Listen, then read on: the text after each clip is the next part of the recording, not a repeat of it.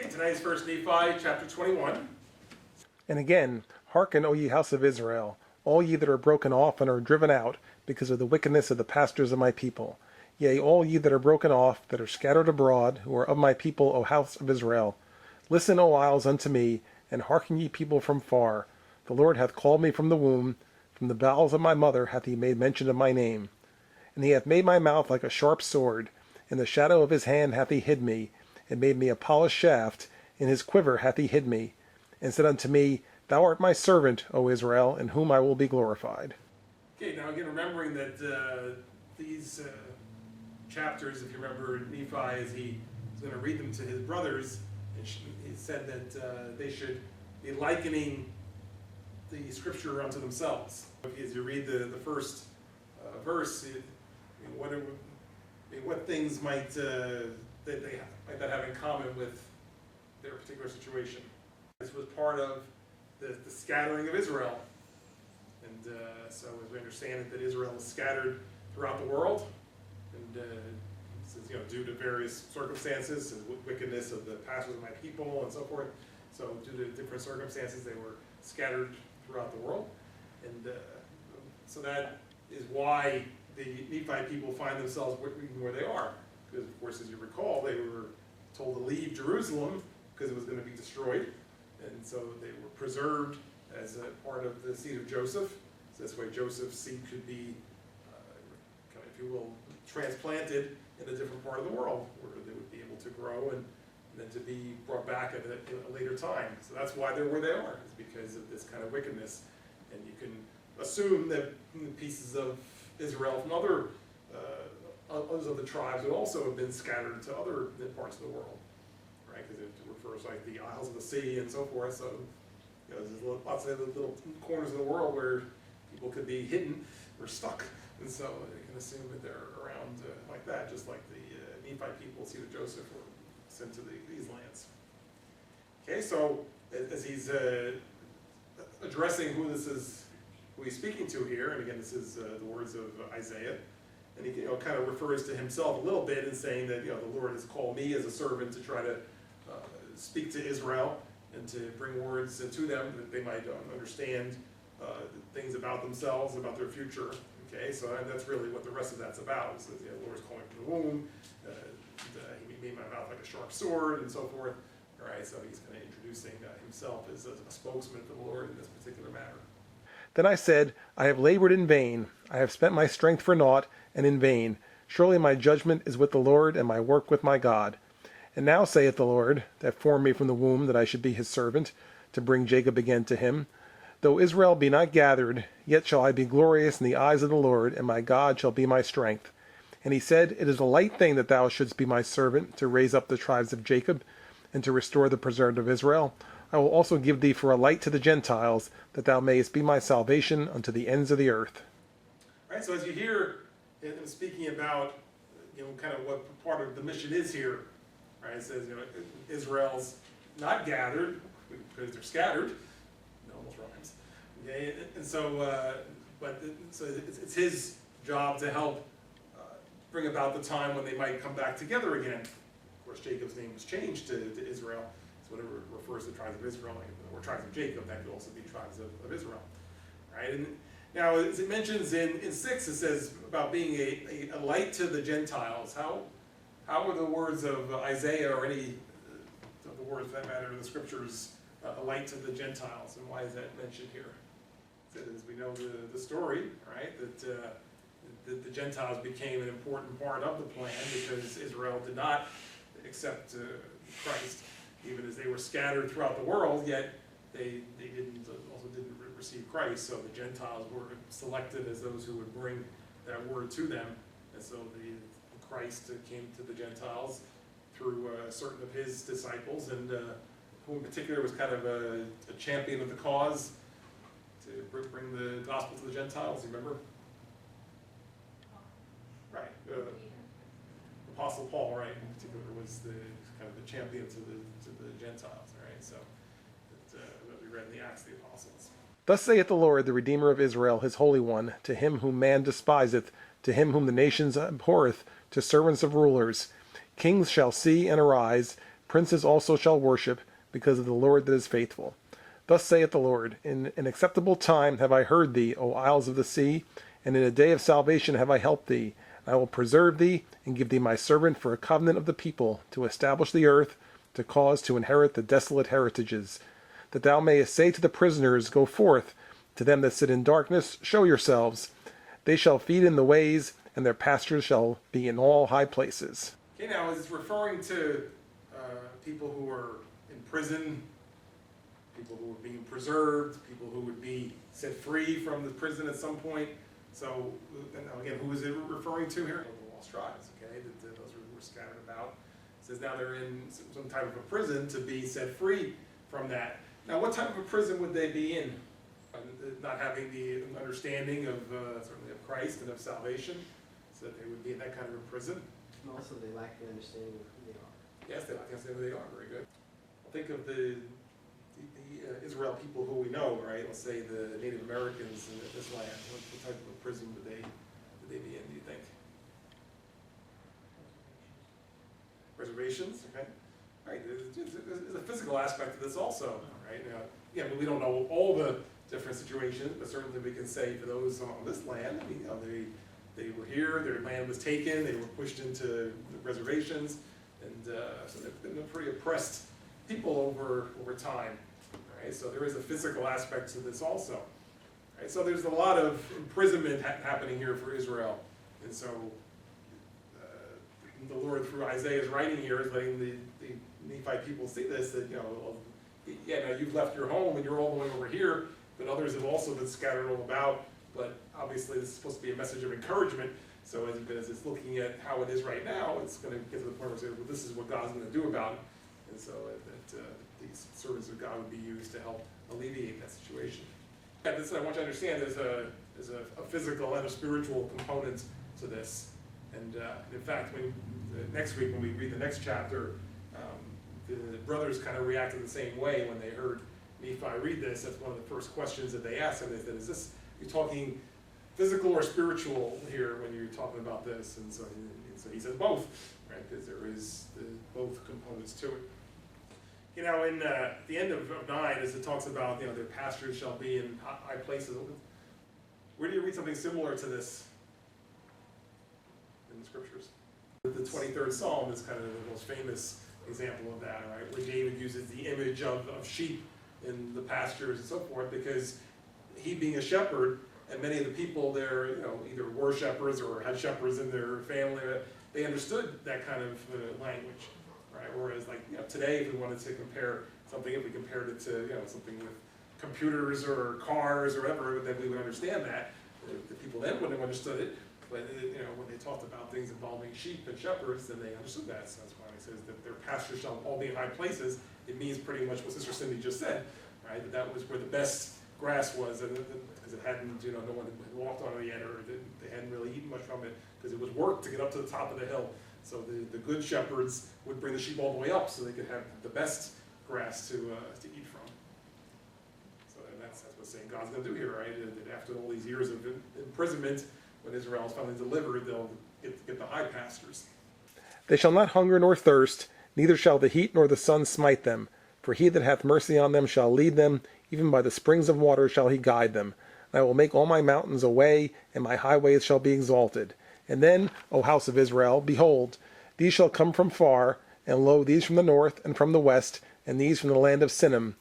Sing, O heavens, and be joyful, O earth, for the feet of those who are in the east shall be established, and break forth into singing, O mountains, for they shall be smitten no more, for the Lord hath comforted his people, and will have mercy upon his afflicted. If you notice in 10 in particular, there's another reference to the same thing. It says, by the springs of water shall he guide them, right? If you remember, it talked about the still waters and so forth in the same 23rd Psalm.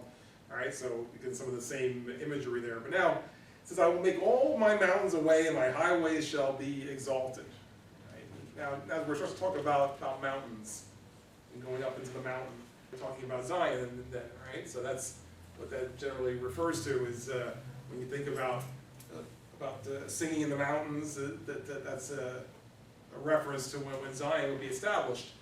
Thinking of what we've already read tonight. What's the purpose of it? And the tribes together. It's to gather Israel, all right? It's to gather Israel.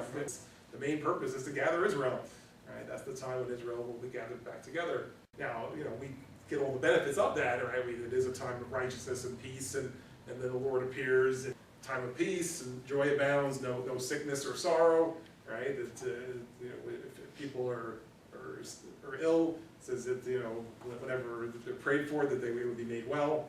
Okay, it's a time of righteousness and unity. Satan is bound, as was said. Right, so prayer is quickly answered. It says, and it shall come to pass, but before they call, I will answer. While they're yet speaking, I will hear. Right, so prayers are answered right away. There will be longer life granted to people. Right, that they will live to the age of a tree. As if somebody dies at the age of 100, it'll be like as if a child died. Right, so obviously it's a lot longer life. Right, even peace among the animals. The lion and the lamb will lie down together, and that. So that's the kind of time that we're talking about. And so a lot of the songs of Zion make reference to that. And so every time you see reference like to the mountains, that's what it's referring to. Singing on the mountain and so forth. That's what it's about. Right. So Zion is a wonderful time, and it's a time that many people look forward to. The main purpose, though, is the gathering of Israel. So that's why Nephi is bringing it out, or bringing this chapter out, because in the words of Isaiah, even as he's talking about Israel being scattered about, including them, he says, well, don't worry, so to speak, because there will be a time when Israel will be gathered back together, be gathered on the mountains, where they'll be singing on the mountains, and they'll be smitten no more, and the Lord will comfort his people, and the Lord will appear. But behold, Zion hath said, the Lord hath forsaken me, and my Lord hath forgotten me, but he will show that he hath not. For can a woman forget her sucking child, that she should not have compassion on the son of her womb? Yea, they may forget, yet will I not forget thee, O house of Israel. Behold, I have graven thee upon the palms of my hands, thy walls are continually before me. We see even reference to Zion by name here in 14. What it's referring to, and especially when you consider the use of the word Zion there, is, as time passes, anything that you look forward to in the future, right, there can come a time when it could be discouragement, right? To say, well, why is it happening yet, right? Things in our own lives, things that we might look forward to, some answered prayer or some good thing happening in our life, and then when the time passes not happening, we get impatient. We say, we're discouraged, and say, well, when's it going to happen? And so Zion can be the same. That there have been already generations that have passed believing in the Zion, and they believed it through their youth and middle age and older, and they died and never saw it come. So they could be discouraged, saying, well, gee, I thought it was going to come sooner, or when I was a child, they were already talking about it as if it was imminent, right? So now we're all older, and so now we're thinking we may not see it either. Maybe our children, or maybe not. So you can get discouraged in waiting around for something, but saying, gee, maybe God forgot about it, right? Maybe it's not going to happen. But of course, as it says here, it says the Lord, he will show that he is not forgotten. And it's because we know that the promises of God always come about. So God's time is not our time. So it's because we read it's going to happen. It doesn't mean it's going to happen tomorrow. It's, to God, the whole thing is like one day. So God's got it planned out, and God will bring about his promises, right? But it's when he wants to bring it out. Thy children shall make haste against thy destroyers, and they that made thee waste shall go forth of thee. Lift up thine eyes round about, and behold, all these gather themselves together, and they shall come to thee. And as I live, saith the Lord, thou shalt surely clothe thee with them all, as with an ornament, and bind them on even as a bride. For thy waste and thy desolate places, and the land of thy destruction, shall even now be too narrow by reason of the inhabitants, and they that swallow thee up shall be far away. What I get, from this is kind of what we've been talking about, the protection of God, right, from those who would try to destroy, and in this case, the children of Israel, right, but those who are trying to find their way to Zion and so forth, that they would be protected from their destroyers by God. The children whom thou shalt have, after thou hast lost the first, shall again in thine ears say, the place is too strait for me. Give place to me that I may dwell. Then shalt thou say in thine heart, who hath begotten me these, seeing I have lost my children and am desolate, a captive and removing to and fro. And who hath brought up these? Behold, I was left alone. These, where have they been? Thus saith the Lord God, Behold, I will lift up mine hand to the Gentiles, and set up my standard to the people, and they shall bring thy sons in their arms, and thy daughters shall be carried upon their shoulders. Again, thinking about the time in history that this is being written, the immediate future of Israel was kind of bleak, right? That those who were, the children of Israel, those of that generation, they were the ones being scattered. They were the ones, in some cases, being killed. So this is what they were talking about, that their children at that time, all right, were having a hard time. This is, but don't worry, we lost. We're going to lose this part of our descendants, but later on down the road, they'll be okay because the Gentiles are going to come along to help out then. Right? That's why it says that in 22, it says, Behold, I will lift my hand to the Gentiles and set up my stand in the people, and they shall bring thy sons in their arms, and thy daughters shall be carried upon their shoulders. And where is it that they're bringing the sons and daughters as they're carrying them? Into Zion, right? That's the idea. I think you really be carrying them in, but the idea is that you're bringing them there. Okay, Spiritual carry. Yeah, spiritual carrying would be a good way to say it, right? The Gentiles are the ones being used to bring the word to Israel, and to like Joseph especially we're talking about. So yeah, you'd be showing them the way to Zion. So it would be like carrying them in as children into that particular time when Israel will be gathered. And kings shall be thy nursing fathers, and their queens thy nursing mothers. They shall bow down to thee with their face towards the earth, and lick up the dust of thy feet. And thou shalt know that I am the Lord, for they shall not be ashamed that wait for me. For shall the prey be taken from the mighty, or the lawful captives delivered? But thus saith the Lord, even the captives of the mighty shall be taken away, and the prey of the terrible shall be delivered. For I will contend with him that contendeth with thee, and I will save thy children. And I will feed them that oppress thee with their own flesh. They shall be drunken with their own blood, as with sweet wine. And all flesh shall know that I, the Lord, am thy Savior and thy Redeemer, the mighty one of Jacob. Throughout this part of history, as Israel had their opportunity to accept Christ, now the Gentiles have moved ahead of them, right? But at the time of Zion, even though the Gentiles are the ones being used to bring Israel in, still Israel restored to their place of prominence as the people of God. That we're all there, as fellow servants of Christ, right? But Israel being the promise that was made to Abraham way back when, so they would be brought in. It doesn't matter if Gentiles coming in are kings or queens or whatever. It doesn't matter, right? It doesn't matter what position in life people might occupy. Everyone comes in now as just part of the family of God, right? And so as they do that, it says, but however, more about them being protected, and so you kind of wonder about this protection. Right? Because when you think about it, Zion being a time of peace and a city of peace, right? Well, if all the peace is there, then what's going on all around that? We have no idea what exactly is going to be going on in the world then, but it will be a time that's not pretty in the world, so that's why Zion needs protection. Right? It says that God will provide that protection at that time, because otherwise what kind of peace is it? Because it's a time of unity and righteousness in that city, so yeah, anything that doesn't fit that description doesn't come in. So, on the one hand, you say, wow, it's a really exclusive place to be, but yet, your ticket in is to have Christ, right? That's your ticket in. So when you're in, then you're part of that city of righteousness.